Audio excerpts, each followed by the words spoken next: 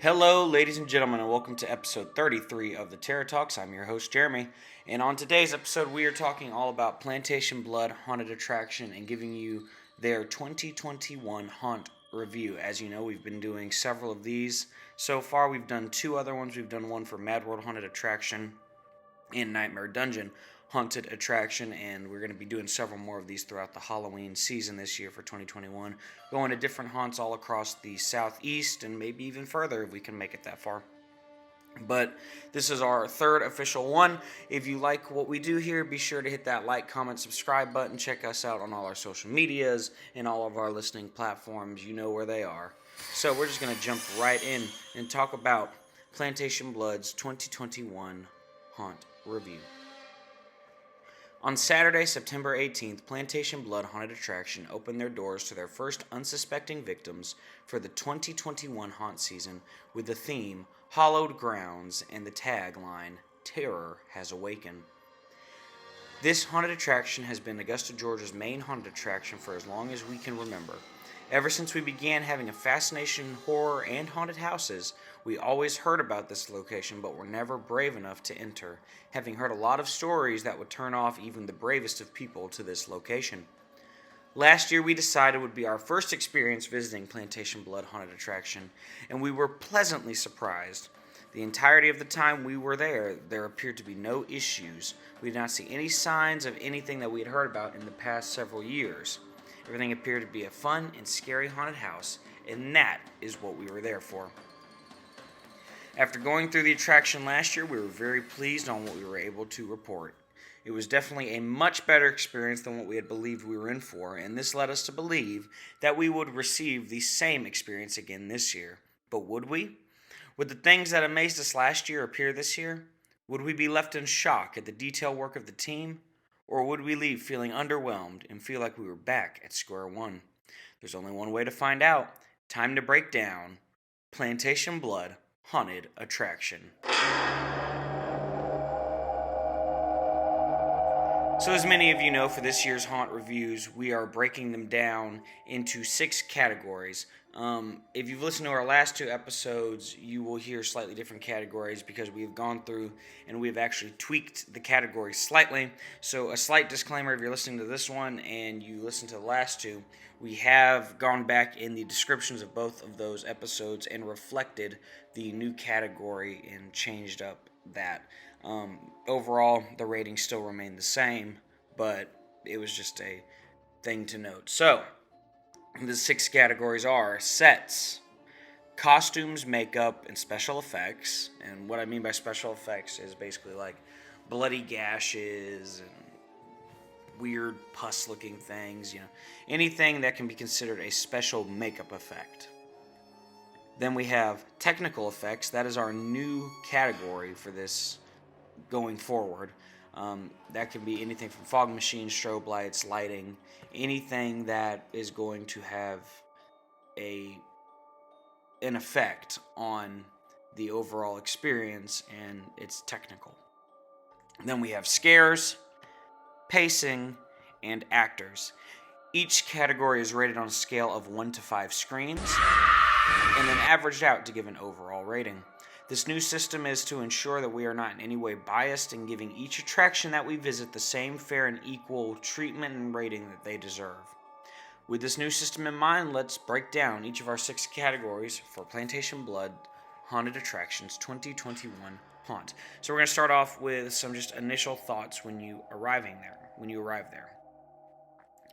So upon arriving at Plantation Blood, you are left slightly underwhelmed. I remember the first time I arrived there, I was a little, I guess you could say, just disappointed with what you arrived to see, because when you get there, you see this great big fence that surrounds the property, and you can kind of see over the fence. You can see some lighting peering over, the fog seeping over, but overall, it looks like a pretty sad excuse for a haunt when you roll up there, just because there's nothing outside that's redeeming about it. And I'm not sure if that has something to do necessarily with the neighborhood that they're in, or If it's just they want to kind of keep the mystery behind the fence, I'm not sure. It definitely leaves you kind of curious when you arrive because you see it and you're wondering, well, what's inside? That's the big question. Am I going to be astounded, or am I going to be, just kind of disappointed? Because all you really see is this big black fence, two signs, one that says entrance, one that says exit, and then a pretty poorly painted, large, and very poorly lit sign that says Plantation Blood on the side. It's these big, great big white and red letters. Um, there's not really any lighting on it to point out that, hey, you've arrived at Plantation Blood. There is just not a lot to say, hey, you're in the right place, other than signs you see up the street when you get there. But there's nothing on that sign to let people know that you are where you want to be. And I think that's a very missed opportunity, because that's a perfect photo op spot right there. And you'll see here, if you're listening to watching the video episode, or if you're reading it or whatever have you, you'll see a picture that we posted with that sign to see how poorly lit it is. And lucky for us, our phone's flash was not working because the phone was very close to being dead. So that gives you a pretty accurate representation of what that sign looks like with the lighting that is there. But that's one of the first things you see. You see this poorly lit and poorly painted sign. You see the dark fences, and it's just a little poor on the outside, and there's not a whole lot of amazement happening from the outside. You can't really tell where you are. They've got that little hearse parked out in the front, and even that is actually kind of disappointing because it's literally sitting in the dark. Like, there's no lighting outside. And that's another thing I do want to kind of point that out, is the parking lot is not really that lit, which can put off some people, make you feel like it's a little dangerous out there. And that's one thing I would highly encourage them to do, is find a way to light that parking lot just a little bit better, make it feel a little safer when you're out there, just because it is very dark. And even the line that people wait in to get tickets outside, which I've never waited in the line because there's usually not a big line out there when I arrive. But if there was a big group of people waiting out, there's no light. It's very dark out there. So that's one thing that they should look into. And again, this has no bearing on the overall rating of the haunt. It just is one thing that needs to be addressed, is that the lighting outside is just very poor. I mean, when I was coming up the street, it was so dark up there that there was a cop with his lights on sitting out in front. And because it was so dark, it was actually kind of blinding just to see his lights flashing. And so that's one thing they might want to look into, is possibly getting some better lighting outside, you know, on the signs, out in the parking lot where the cars are. You can't see a lot out there. So that's just a little kind of nitpicky thing. But then once you get inside, everything changes. So once you get inside, you literally enter this kind of haunted plantation. It's Plantation Blood. There is a stage, they call it the Plantation Blood Amphitheater, where some nights you'll find a band up there playing. I've been there last year. They had a kind of grunge band up there playing. That was kind of neat. Usually on the nights I've been, though, more often than not, they have a speaker up there that's just playing some music, and they've got some lights dancing around and stuff up there. It's just a kind of a way to pump the crowd up a little bit. But that's kind of a neat thing. They've got that. They have several booths with things being sold, which, again, that's also a neat thing. I don't know if it's like outside proprietors, or if it is more so people who are like part of the staff there who have these unique things they want to sell. I believe, if I saw correctly when I was there the other night, there was like, they were selling honey, I believe. There was like honey they were selling, so that's kind of neat. But they've got all these different stands and stuff where you can purchase some different things. They've got a concession stand where you can get your food and whatnot. And they've also got a merchandise little booth where you can get t-shirts and things like that. Going back to kind of lighting, though, those two things are kind of left in the dark and you can't see them as much as you would like to. Like, I actually just got lucky when I walked by and happened to look over at the merchandise booth. So that was kind of a good happenstance that I looked there and saw it, because you really can't see it if you're just kind of wandering around. It doesn't catch your eye immediately. And then, of course, you have the haunted house line that you wait in. And so, like, once you get inside the fence, everything is a lot more fun. It's definitely like kind of a little party in there. And but you wouldn't know that from outside, because like I said, all you can see is this fog drifting, the lights kind of peering over, and it leaves you very curious. So this year, for their queue portion where you wait in line, in years past it's been some rope that made a line, so to speak. This year was a little different, and I'm not really sure how I felt about it, but they used like 6 or 7 foot tall chain link fences as the line for the crowd. And I'm not really sure why this was done. And in my personal opinion, I don't like it. I think that it just kind of messes the whole feel of everything up. Because you walk in that line, you feel like you're in a cage, basically. And that has nothing to do with the overall theming of Plantation Blood. You know, if they changed it up or something and made it feel like you were in a prison yard, maybe I would get it. But all you're doing is standing in line to go inside Plantation Blood. And you're standing in locked cages. It feels like a prison yard. And I just was not a big fan of that. I feel like that really just kind of it was very, very strange. I did not care for them using these giant fences as a source of line to get the people into the house and such. I thought that was a little just in poor taste. Um, what I will say on a more positive note, as you're walking around, there were about 3 or 4 scare actors who were kind of just wandering around and scaring the guests, taking pictures and stuff. I was lucky enough to get some pictures of them. Got a selfie with one who I'm going to kind of give him a shout out. He was really, really cool, and I'll kind of talk about him a little bit later. But I was actually very impressed with how all they had to do with some of these guests was walk up to them, and they would go just running across the yard. They were scared to death. And I thought that was like very effective, because I mean they were really cool. I mean the costuming, the makeup on them outside was really, really impressive. I thought it was very nice, very cool costumes, things I hadn't seen before. In fact, when I first got there, there was this one guy, and I wish I'd have gotten a picture with him, because he was kind of like he was shirtless and he had chains around him and his big beard and all this makeup and stuff. Like he was really kind of grungy, creepy looking dude. He scared the crap out of this little group of guys. Like I guess they were high school boys or whatever. They went running for their life, got so scared they knocked over a hand sanitizing station, which that cracked me up. I was like, wow, they're that scared that they're just running through and knocking stuff over. But it was pretty hilarious. So those are just some initial thoughts before we really dive into the actual haunt itself. So let's dive in to Plantation Blood. So first up on our category are the sets. So I do want to make a slight disclaimer before we kind of jump into these. All of these things are based off of my very first trip through there this year on opening night. What I will say is, because this is a local haunt for us, it's right up the road. We did go up there a couple more times just to check it out again, give it a second chance.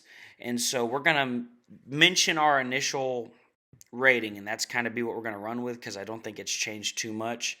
But we are going to mention, if there was something we noted on the first night that they changed the second time, we'll kind of throw that in there and just be like, well, they did change this, so. But I'm not going to change any of my ratings. Everything is going to be as it is. So, the sets at Plantation Blood. We gave the sets a 4 out of 5 screams. So, the sets that can be found at this attraction are nothing short of amazing. They're very well detailed. You feel like you're entering another world, different locations. It's very, very, very cool. And so, in my opinion, any haunted attraction I go to, if you're going to have that really nice theming in one part of the haunt, I want it all throughout. And I think there might have been one or two parts of it that were a little bit, they weren't as detailed as I would have particularly liked.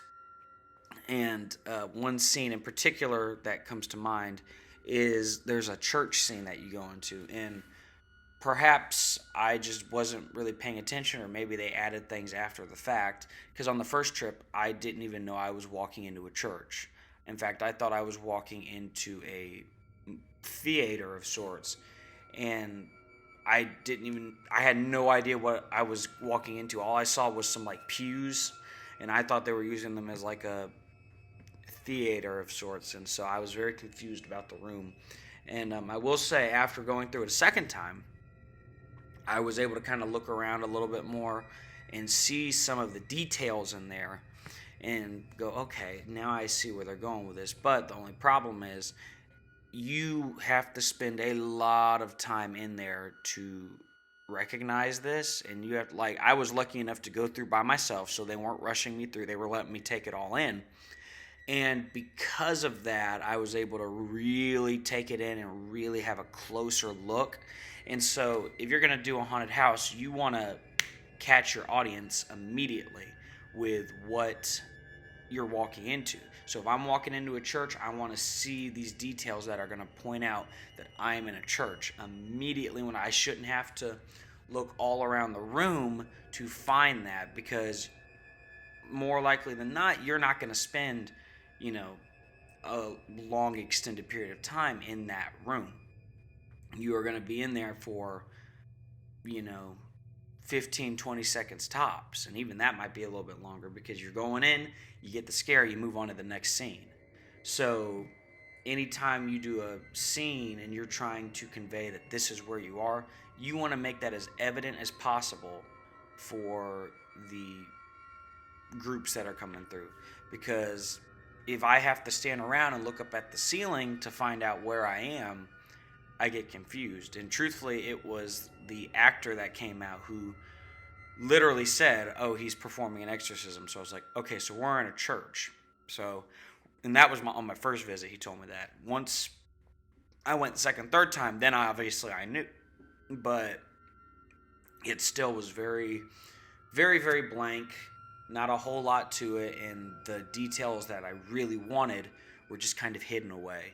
So that's one thing that they can work on, is maybe making the locations a little bit more obvious. And actually, since we're on that topic, I will say there's another scene where you enter the front doors.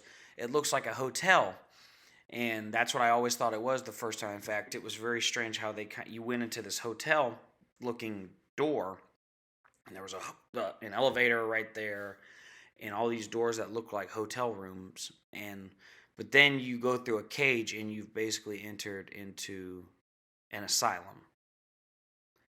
So that's slightly kind of weird to have it set up that way.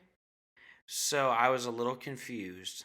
But that's another one of those moments where you hope that they will do something to kind of make it more evident where you're going. Like, if they took out that elevator door, I wouldn't think so much I'm walking into a hotel anymore. I would think I'm walking into an asylum.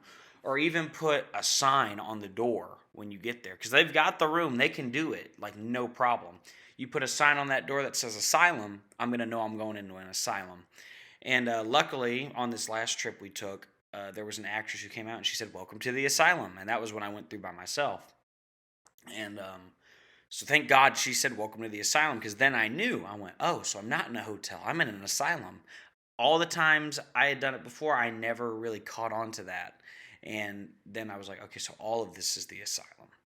So that's one thing. You got to make your sets really, really obvious where you are. Because, like I said, when you're going through a haunted house, you don't have, you know, time to give an entire spiel about where you are each time. The audience has to say, "Oh, this is where I am."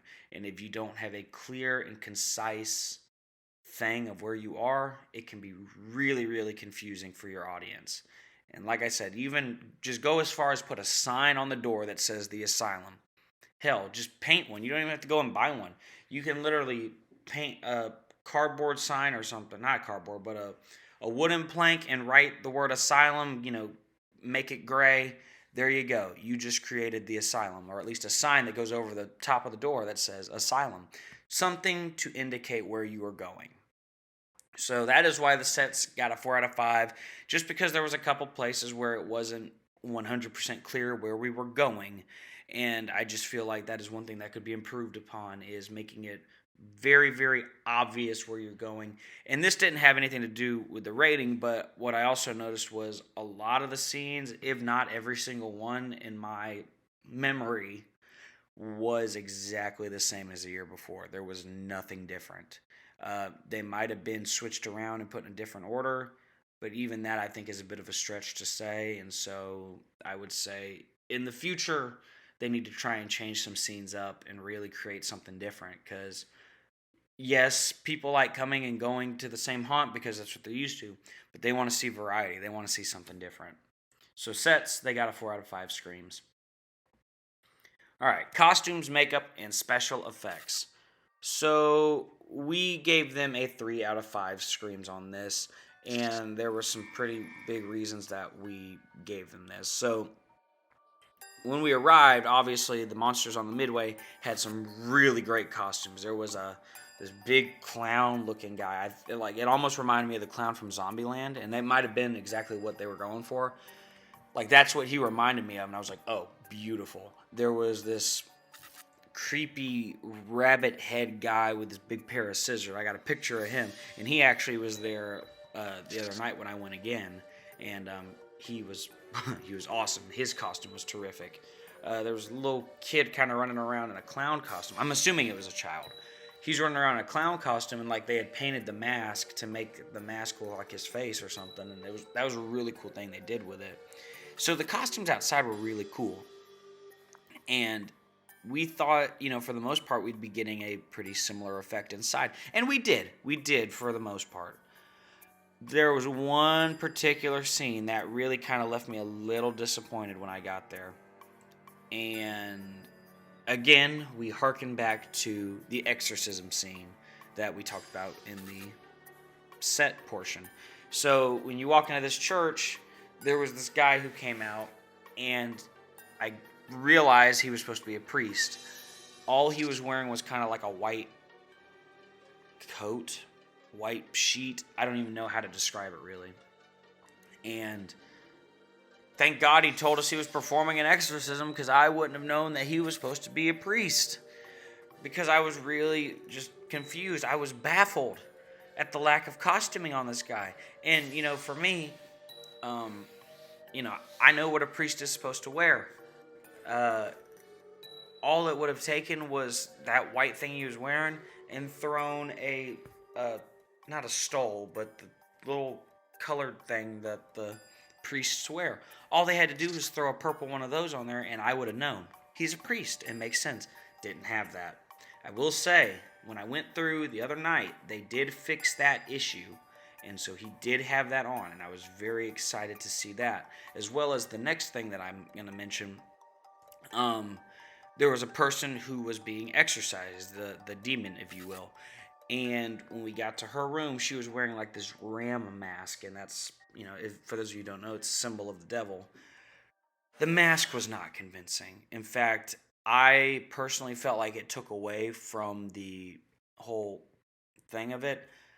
I think they would have been better off just doing pure makeup on this girl instead of using a costume piece, because if somebody is, a demon, they're being exorcised and all that, they don't grow a ram's head. I watched The Exorcist. She never grew a ram's head on her head. I've seen The Conjuring. Never got a ram's head on her head. It's all in the face, because it is this kind of idea of it's the same person, but they're deteriorated.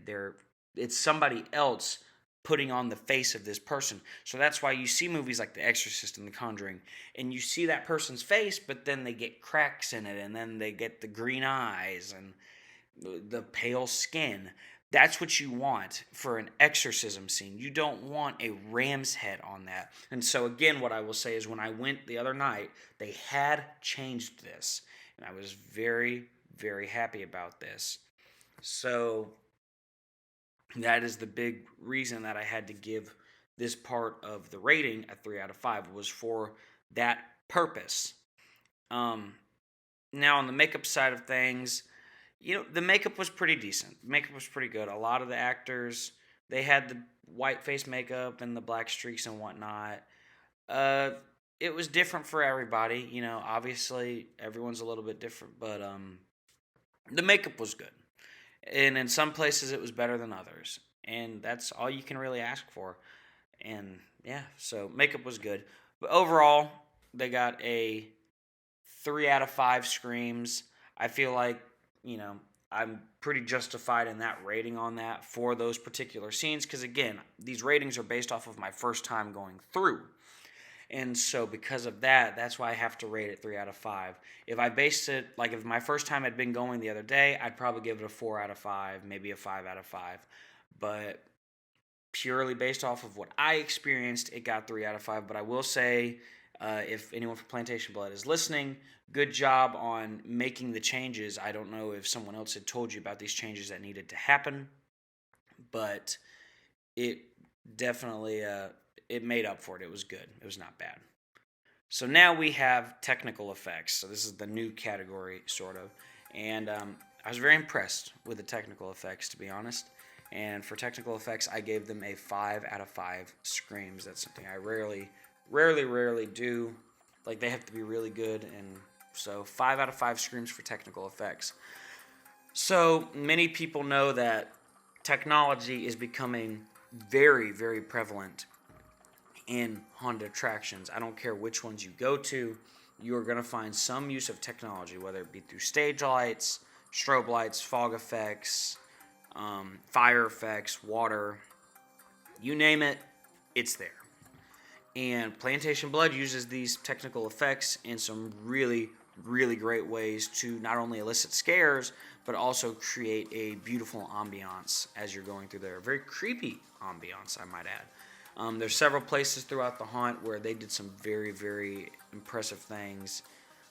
Because, first time I went through, I still kind of classify this as a quasi-backyard haunt. Because it literally is basically in someone's backyard. But it is so professionally done that it doesn't even give off the effect of it being a backyard haunt. So that's really, really awesome that they have made it as professional as they do. They've got places where the floor moves, where it drops, where it moves around, and you kind of slide. You walk over some uneven surfaces like you're going over a bridge. There are sets moving around and doing really cool things. There was one scene where this, vanity was literally just tipping over and moving like something was moving it around. And there was no people there. Like, it was all electronic. I was like, that's impressive to me. The lighting in there, job well done. That somebody knew what they were doing when they put those lights in there, because it really creates some awesome moments. And then, of course, there are a couple places where there are some not so awesome moments, but I'm not gonna hit them too hard because those places were very, very, very, very, very minuscule. I think there was only one place where I was a little curious as to why there was no lighting there, and that's one of the first rooms you walk into in the haunt. But I still have to give them 5 out of 5 on that. So lighting was very, very cool. The fog. And on the first time I went through, there was fog. The second time, there was fog. So one of the things I had mentioned based off of my first time was the fog wasn't being overused. It was actually being used very, very nicely. It was working. Second time I went through the other day, I was like, okay, going a little overkill in the fog. There's a part where you go kind of it's meant to be underground, and that's in quotes. They had hotboxed us in this underground portion with fog.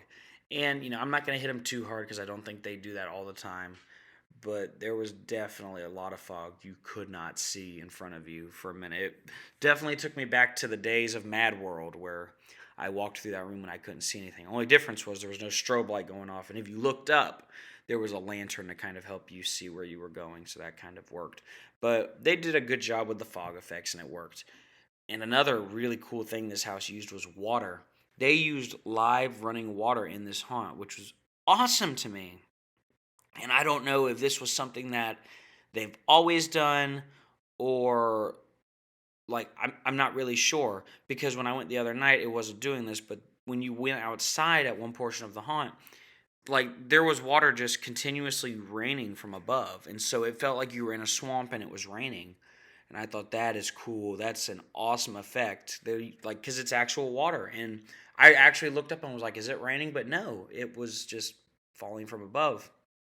And what I will say, is it did make the ground at one point very muddy, very slippery. And so I'm gonna, just as a little kind of safety thing, I will say Plantation Blood does have to exercise a little bit of caution with that effect, because you never know who's going to be going through there. Somebody could slip, fall, get hurt, and that's just something you don't want. It's not fun for anyone. But I still think the effect was used very, very nicely. I just got a little worried at that one point where I started, like, my feet, I think, did slip a little bit, but I'm not one of those people who's going to get mad about that. And because I think it played into the whole scene very nicely. And I hope they keep that, because like I said, when I went the other night, it was not doing the sort of raining effect anymore. It wasn't raining all over that area. And I was a little disappointed that it wasn't, because I thought that was such a cool thing that they did. But technical effects, 5 out of 5 screams. Great job. I do want to point out, there was one other thing I wanted to note, is there's 2 scenes. One, you walk into a meat locker, or a room where it's either a meat locker or some room that's going to be like really, really cold. And then you go into a cremation room, like a cremation chamber.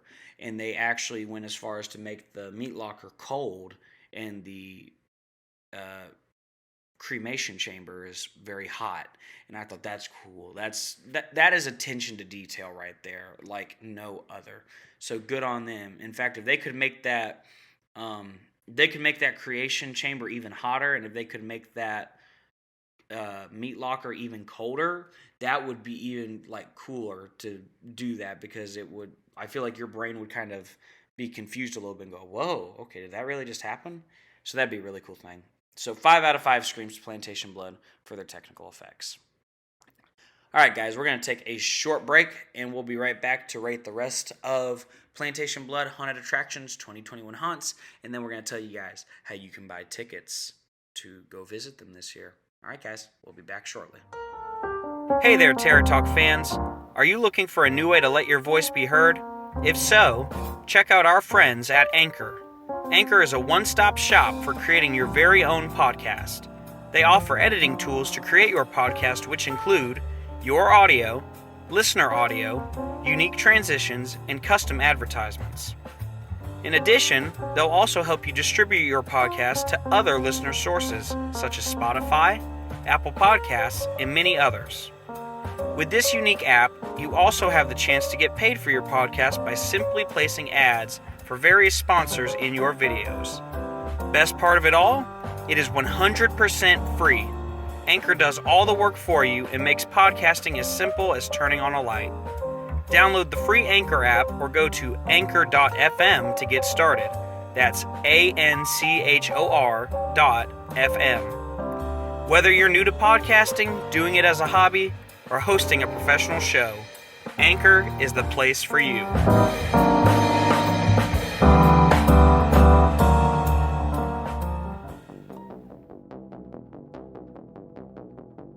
And we are back, ladies and gentlemen, on episode 33 of the Terror Talks, where we are reviewing Plantation Blood Haunted Attractions 2021 Haunt. Before the break, we were rating their technical effects, their costumes, makeup, special effects, and their sets. Now we're going to be talking about the scares, the pacing, and the actors and the team overall. So we're going to start off with the scares.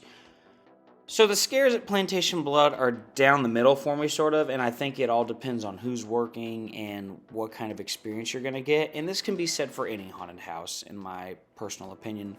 So again, these ratings that I've given are basically based off of my first experience going through on opening night. And so that's why I've rated them the way I have. And just a side note, I did revisit the haunt and got to go through twice on that visit. When I did this, the scares were much better and were very effective. And so Plantation Blood fixed the issues that needed to be fixed. But we're talking about the first visit there. So I kind of felt that there were a couple jump scares that were actually scary, and then there were some that were just kind of like they were all right. They made me jump a little bit throughout, but it wasn't fantastic. I wasn't like, oh my god. When I screamed that means you got me good. When I went back, I did experience that. There definitely have been some houses I've been to in the past that I've been screaming throughout the house, but for the majority of this one, I was busy watching everybody else get scared. I really didn't get many of the scares, and this is where I have to give my big critique on this one. So at one point of the house, the group that I was with just ran off because they got scared by a guy with a chainsaw. They were just running through the house at that point and left me alone, which I have no problem being alone. I don't care if I walk through a house alone because I did it the other night when I went back and I was able to experience the haunt all by myself. And so that's why I was very confused when only two of the actors, once I got separated from the group, only two actors even made an effort to scare me. Because after that, it was like somebody had hit the pause button on a film. It was very, very strange to me because, in my opinion, if you are going through a haunt, if you get separated, the actors should know that you're coming and they should still be able to give you an experience because, I mean, they got to pay attention. That's their job. And so what happened was I was very confused, and what they decided and told me to do was made zero sense to me. I feel like I should still be getting scared whether I am alone or with a group. And so I kept going through the haunt, and I got through a couple sections and didn't get any scares. Nobody even bothered to try and scare me. In fact, one person, and I'll mention this again in the acting portion, came out of the room and was like, yeah, he got separated from his group. And so, of course, I'm getting very disappointed at this point because no one's trying to scare me. And then I get told by management that I wasn't going to get scared if I was alone, saying that the actors are not going to scare me.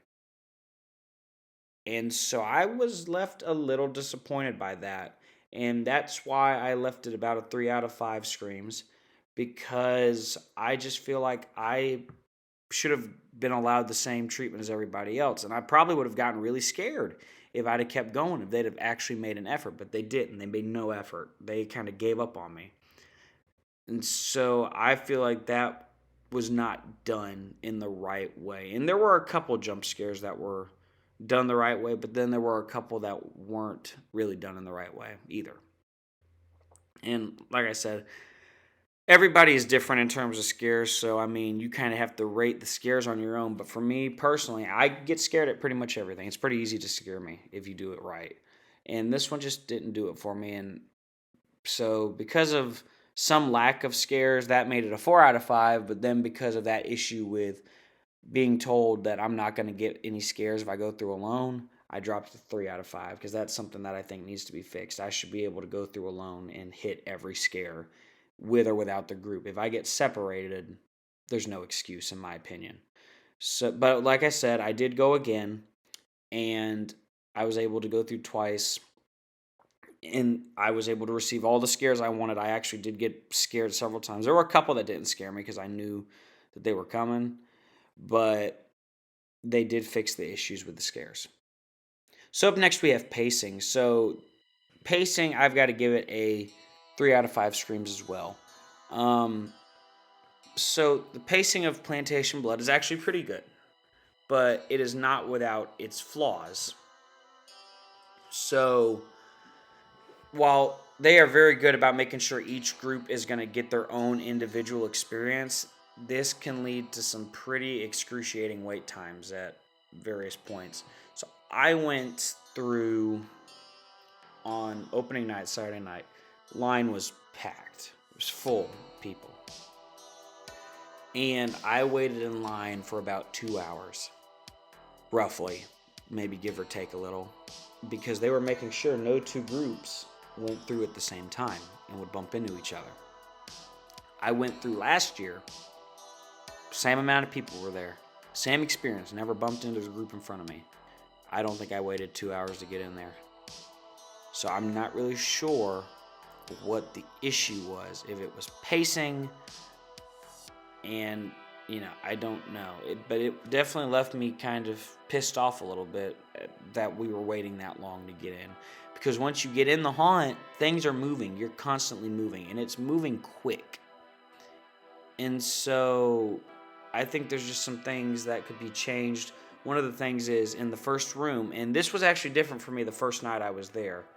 So the first night I was there versus the last time I went there. In the very first room you go, there's an actor or actress, depending on the night, who gives you the spiel and lays out all the rules for you. Tells you, what's going to happen, don't touch the actors, don't pull your phone out, that sort of thing.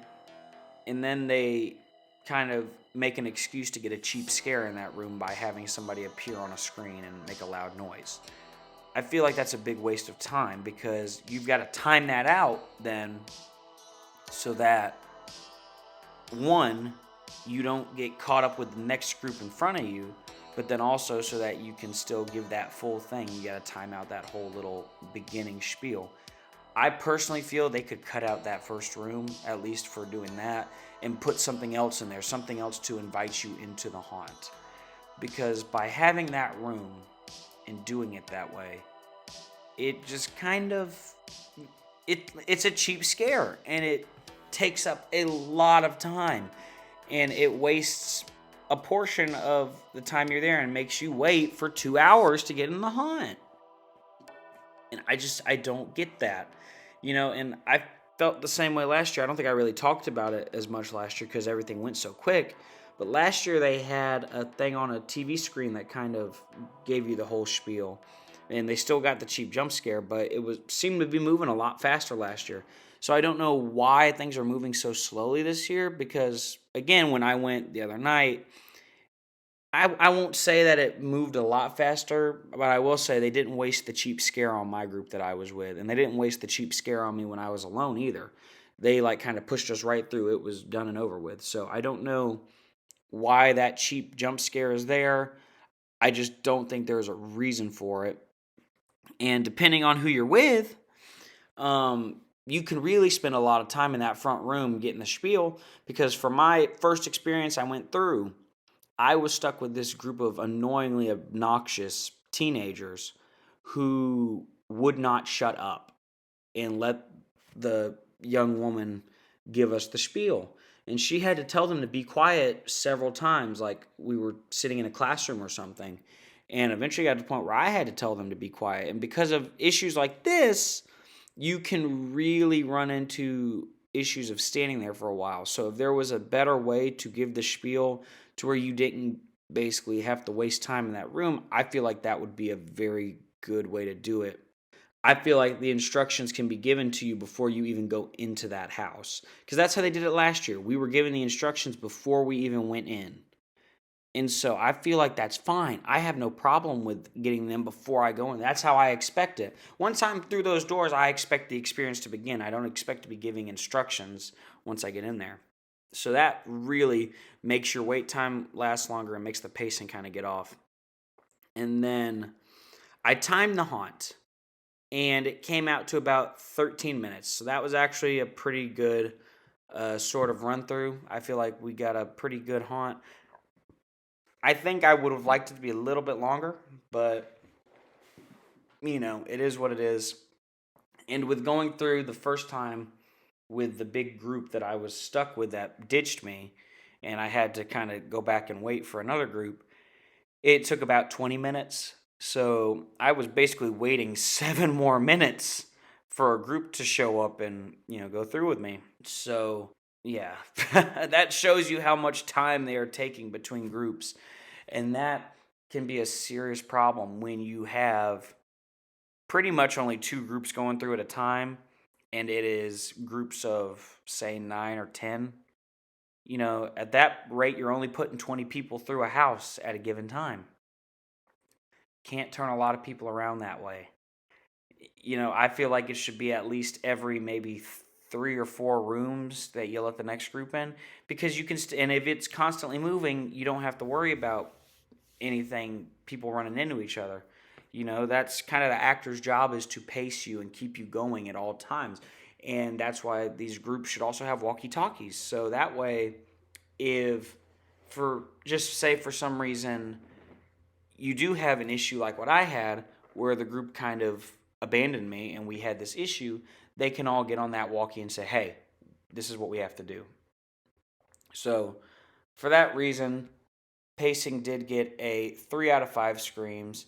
So, I mean, it's not horrible, but it's not great either. So now let's talk about the actors and the team at Plantation Blood. So, there's a lot that I had to say about this, and I was a little brutal here. And so, if anyone from Plantation Blood is listening, I'm sorry for the brutality of this. This is purely based off of my opening night experience, and I will say, I'll make a note now, that the opening night versus the second time that I went there was night and day. And for that reason, I'm not going to change the rating here, because I did sort of feel like, this is how I had to rate it.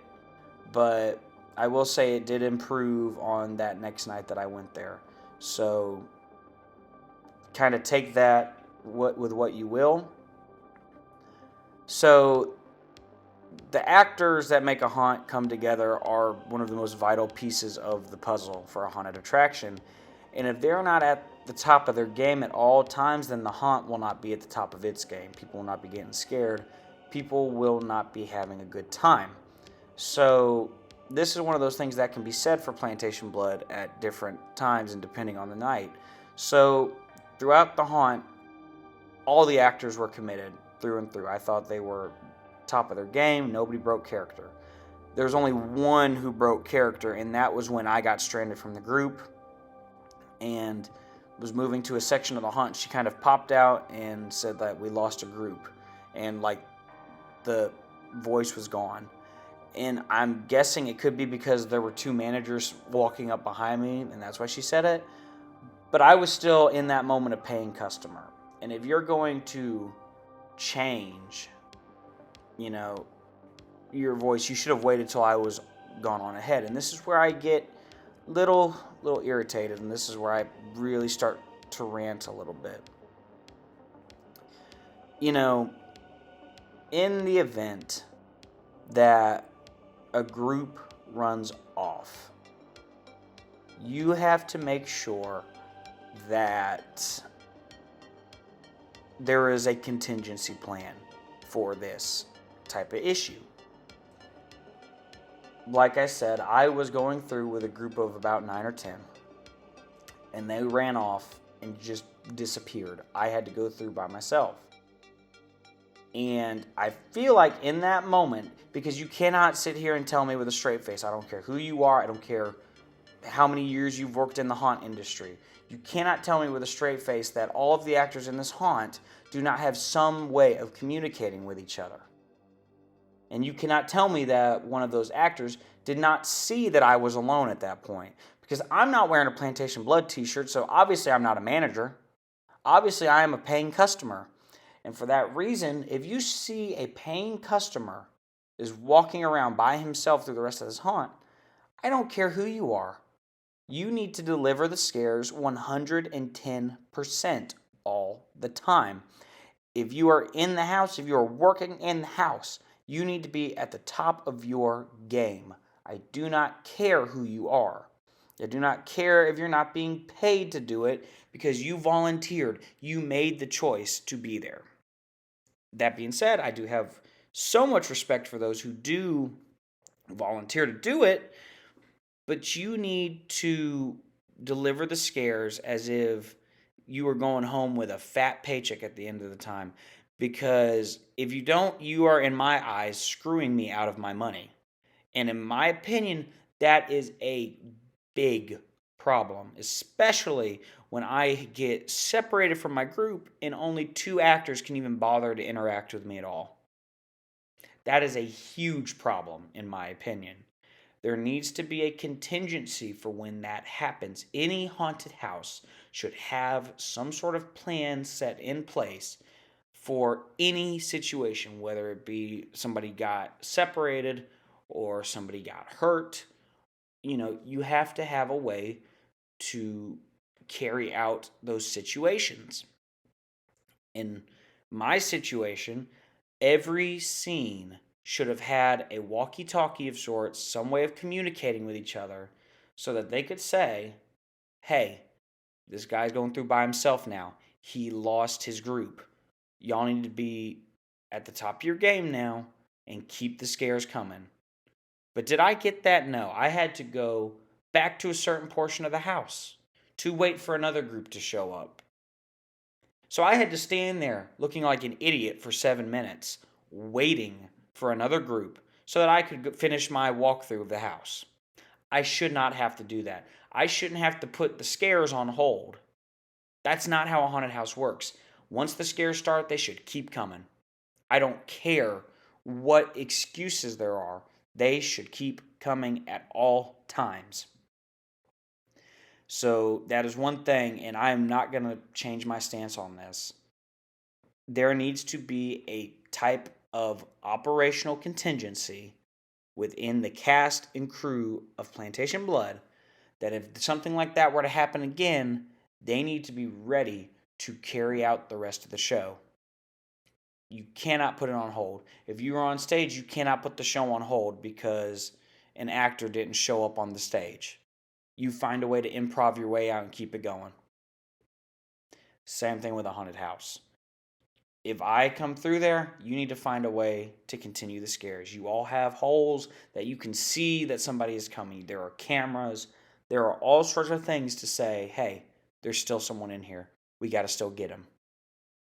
Everything should be continuously moving. You should not get any extended breaks in a haunted house. If you're in your boo hole, you roll with it. You keep going. Even if even if your managers are coming through, you need to treat them as if they are actor or as if they are customers. You need to jump out and scare them because you hear footsteps coming. That is the way it should work. Anyone who comes through, you need to try and scare them. I don't care who they are.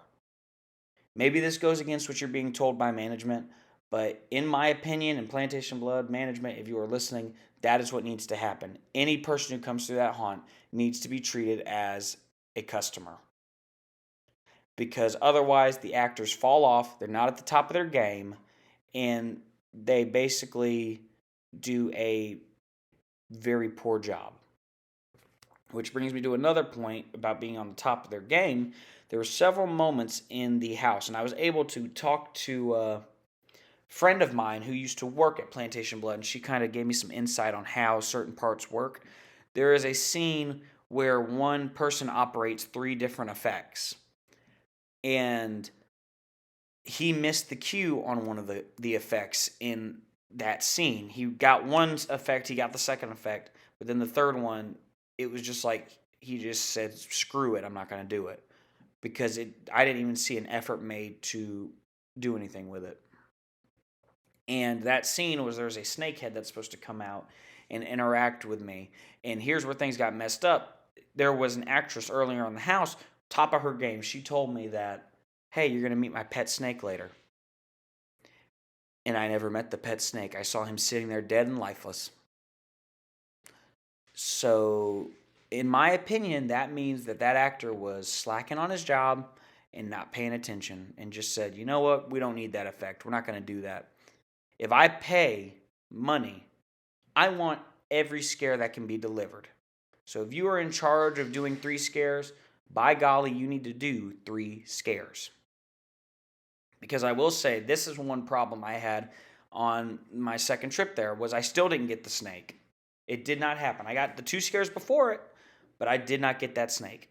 And that was very disappointing to me. I will say, there was another actor who kind of made up for it because he stood in the snake hole, but that's not an excuse. I mean, yes, good on him for still giving me an experience, but,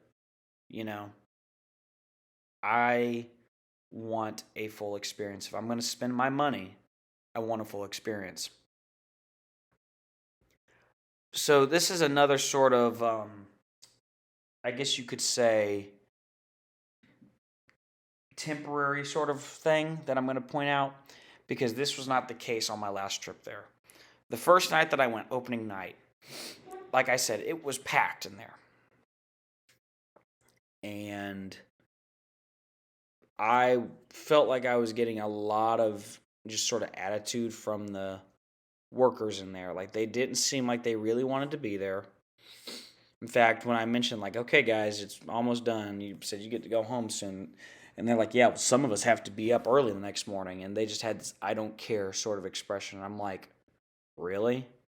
Seriously? You're going to give that sort of attitude to paying customers? I don't think so. And then at one point it was like, y'all better take some steps back on that carpet. You're going to get your face busted, and we're not. And I kind of made a joke. I was like, oh, I said, I don't care. I don't even mind. I was like, well, we're not paying for it. Like, she had a serious attitude about it. And I was like, really? Like, wow. And then there was a girl. I don't believe it was the same girl, but the night I went through the first time, the girl giving the spiel, if I go into a haunted house, once you're through that door, and if you're in character and costume, I want a character. I don't want you talking in your regular voice that you talk to your boyfriend with. I want a character. I did not get a character. I got a regular old talking voice, which was really kind of disappointing, because if you're going to be an actor and you're going to be in there and you're going to be portraying a role, you need to have a character all the time. You need to design that character in your head and make it happen. And she did not have that. She had zero character. She just kind of went on about her day with the way she talked about it. Then, as I was coming out of the haunt, I kind of walked by that same little entourage, the ones who were giving the spiel, and because she was getting kind of pissed off about the boys who were acting rowdy. And I said, yeah, those boys who acted rowdy left me stranded in there. And they're just like, oh, okay. Didn't care. Didn't want to have a discussion. Didn't want to say anything further about it. Just sort of had this I don't care attitude about it. And I was like, really? And then I said something to the girls at the front. I said, yeah, good job, guys. And they were just like, yeah, thanks. Like, they were not appreciative at all. And because of that, I had to dock them on this. Now, what I will say is, on my second trip there, a lot of this seemed to have changed. I don't know if it had anything to do with somebody saying something about it or what. But they were a lot kinder the second night when I was able to go around and tell them, yeah, good job, guys. I really enjoyed it. They were very, very nice about it. But these girls, the first night, were just not happy to be there, and just seemed like they were pissed off about being there and just couldn't give two craps about the fact they were still working. So, in my opinion, that was very, very sad, because you are basically in a customer service position.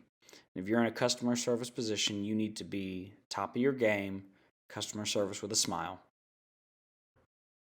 I pay a certain amount of money. I expect to get the full experience, not be treated like I am just some inconvenience in your day. I don't care how late you stay up. I don't care how late you stay there. As long as there is a paying customer within the walls of your haunt, you need to be 100% all the time. This is something that, not only can these individuals work on as people, but the management needs to enforce this, because it is not something that can happen. That's how you lose patrons. That's how you get a bad rap. So that's something that needs to be fixed. And one final just sort of note on the actors was, again, the exorcism scene that happened.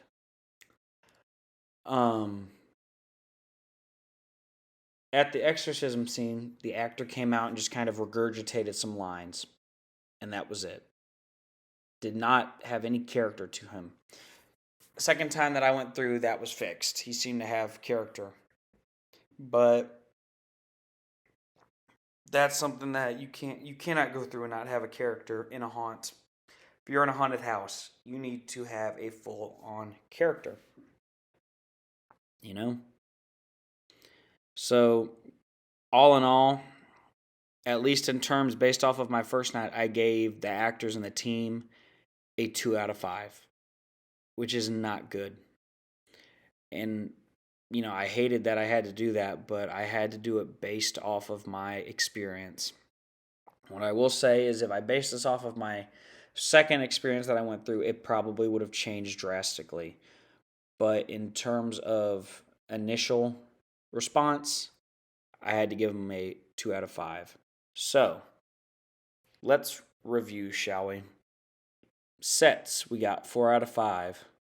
Costumes, makeup, and special effects, we got 3 out of 5. Technical effects, we got 5 out of 5. Scares, we got 3 out of 5. Pacing, 3 out of 5. And actors and the team was a 2 out of 5, bringing us to a grand total of 3 screams, ladies and gentlemen. That is a 3-scream haunted house. So, at the end of the day, I thought Plantation Blood was not the worst haunted attraction I'd ever visited. I mean, I enjoyed myself. And, I guess really what can be said is every trip is different. And so for that reason, different things can change at different points. I don't think it would have killed them to have changed some things up this year. I really don't think it would have hurt, especially after the fact they have a full year to do it. They could have changed things up a lot. It wouldn't kill them to train their staff a little bit better and make sure that they have a contingency plan for someone getting separated from their group. And it certainly would not have killed them to make sure your actors and team are 100% at all times. So honestly, it wasn't bad. But because of these minor little things, if Plantation Blood wants to make it in the haunt world, they've got to step it up. Because all it takes is a couple bad reviews, and they'll be back where they were with having a bad rep in town. And honestly, this is one last thing I got to poke at because it bothers me that they say this. They say that they are the #1 haunted house in the CSRA. That doesn't say a whole lot when you are the only haunted house in the CSRA. Last year as a whole, I was much more impressed. I will say after going back the second time, I was more on the level of where I was last year. But based off of my opening night experience, I was not. I do hope that they take this year a lot more seriously and start to fix those little imperfections before stealing more people's money to send them through a haunt. I will say that they have been very good about updating things since that first time I went through and fixing the little imperfections where they are, and I don't think necessarily they're stealing people's money anymore. But I will say that first night I went there, I felt like I was robbed and gypped of a good experience. And so I definitely encourage everybody to visit. You got to judge it for yourself. You can't take everything you hear as the gospel from a podcast episode, but we know what we're talking about. We know a good haunt when we see one. We've been to several good haunts. So just kind of take what we said, keep it in mind. But I highly encourage everyone to go visit Plantation Blood for yourself this year, especially if you're in the Augusta, Georgia area. Go check it out and shoot us a message. Let us know what you thought. So if you want to visit Plantation Blood this year, you can purchase their tickets when you arrive at Plantation Blood, or you can purchase online. All tickets are good for any date in the haunt season, so you can just buy it and come back. So general admission is $25, and the Fast Pass is $45. So Fast Pass basically just means it's a VIP pass. You get up to the front of the line. There is a service discount on Thursday and Sunday. And military, medical, police, and firefighters, all you have to do is bring your ID for $20 general admission. So, fantastic. So, Plantation Blood Haunted Attraction will be open on select evenings from September 18th to November 5th. So, go online, check their calendar. You can go to their website, https://plantationblood.com. And you can see their whole calendar for the 2021 haunt season. Every night the attraction will open at 7:30 p.m. and will remain open until the last victim goes through the haunt. I did get some clarification on this. The ticket booth is open till I believe midnight, and after that, no more people can come inside the gate. But they will keep people in line inside if they're waiting to go on the hunt until the last person goes through. They just cut off the ticket booth at a certain time. You can follow their social media for more information and to keep up with them. They are on Facebook. They are at Plantation Blood. Instagram at Plantation Blood. And of course, their website is plantationblood.com. They are located at 4127 Wally Drive, Augusta, Georgia, zip code 30906. So be sure to go check out Plantation Blood Haunted Attraction this season and let us know what you think. Maybe you don't agree with our rating, and if you don't, you can send in your thoughts to us and play along with us at home as well. If you want to go to the haunt and kind of review everything and rate it in terms of your scale, like how we do it, break it down to the 6 categories and rate it on each category on a scale of 1 to 5 screams, do it. We'd love to hear your thoughts and see where everybody else is kind of rating their adventures at Plantation Blood, because maybe, like I said, maybe we just got a bad night. So we'd love to hear from you. You can send in all of your ratings to theterrortalks@gmail.com. You can contact us on all of our social medias. We are on Facebook, Instagram, Twitter, YouTube, and very, very, very soon, probably not when this episode comes out, but we are going to be getting a TikTok very soon. Somebody recently told me that is a good way to reach out to further people, so we are going to make us a TikTok and kind of see what we can do with that to just kind of expand the brand a little bit, if you will. You can check us out on all of our listening platforms. We are on Spotify, Apple Podcasts, Google Podcasts, Anchor, Stitcher, and a collection of other ones, all listed in the description below. If you want to check out our website, we are theterrortalks.wix.com/website. So go check that out. That is our official new website. We have a brand new website. You can find all of our haunt reviews on there. On the homepage, you just scroll down and you'll find a thing called Haunt Reviews. You click on it, it'll take you to a page where all of our haunt reviews will be posted. If you want to support us a little bit extra, you can go subscribe to our Patreon. We are the Terror Talks on Patreon, and you can go there and subscribe for one of the 3 packages we offer to just give us a little bit of extra support. Your support allows us to put out new videos, purchase new equipment, do more houses, more everything. It just allows us to better the brand as a whole, make merch, all sorts of things. So if you want to subscribe to that and give us some support, we would love to have you. You get some awesome perks if you sign up.